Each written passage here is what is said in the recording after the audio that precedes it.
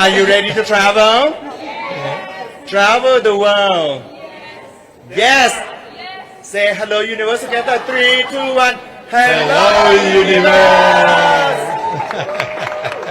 So yun po ang ring pahayag ng CEO ng Miss Universe na si Anja Crotatip na kung saan ay tinanong niya itong mga kandidata kung handa na ba silang mag-travel dito matapos na sila ay hirangin bilang Continental Queen or Miss Universe dito sa kanilang bawat continent.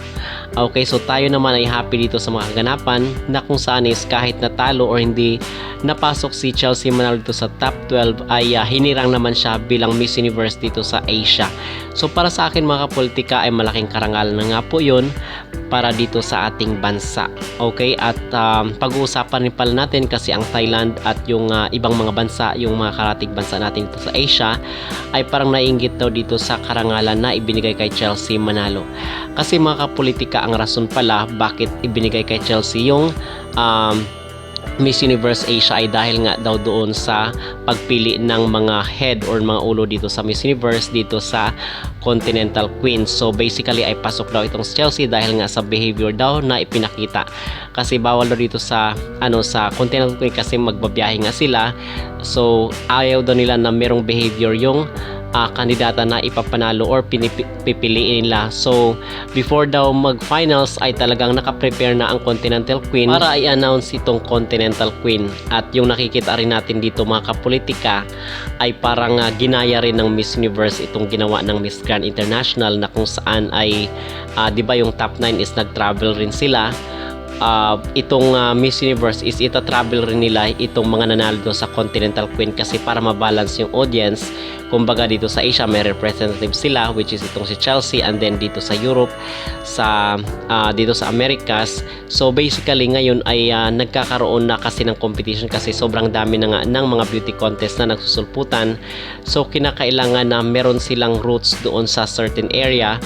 At tamang-tama kasi itong si Chelsea Manalo ay sinasabi daw doon na in demand daw ito sa mga sponsor. So hindi siya, marami ang nagkakagusto sa kanya na mga businessman. So pwede siyang kunin at the same time benefit po yun dito sa Miss Universe. At mga kapolitika kasi nga nagrereklamo itong mga taga Thailand, bakit naman sila magrereklamo hindi ba nila alam na kaya lang naman nakapasok dito sa top 5 itong si Opal ay dahil nga sa impluensya ni Anja Crotatip. So from there alone is dapat alam na nila yon kung bakit hindi nanalo itong si Opal dito sa sa Miss Universe Asia dahil nga sa hindi naman talaga kasi genuine yung kanyang ranking, yung kanyang placement dito sa Miss Universe. Kaya lang siya napunta dito ay yung influensya ng CEO ng Miss Universe na si Anja Crotatip.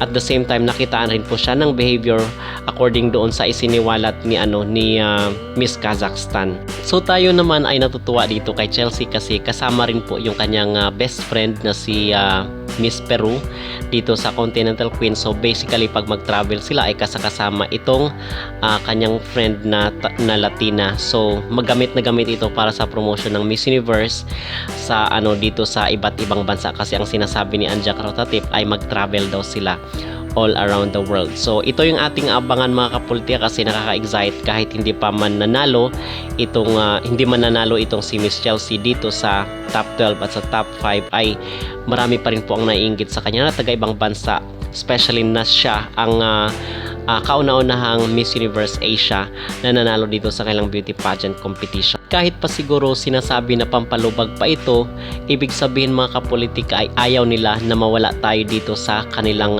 business. So ibig sabihin ang mga Pinoy ay may threat dito sa Miss Universe.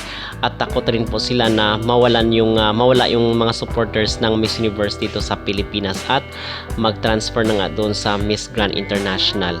So basically ay okay pa din yun na kung saan is napapahalagahan pa rin tayong mga Pinoy sa pamamagitan ng pagbibigay ng award dito kay Chelsea Manalo at kasama rin po siya sa World Tour. Okay, so ano ang inyong masasabi dito na kung saan ay nanalo si Chelsea Manalo bilang Continental Queen? Sa tingin nyo ba mga kapolitika ay deserve niya?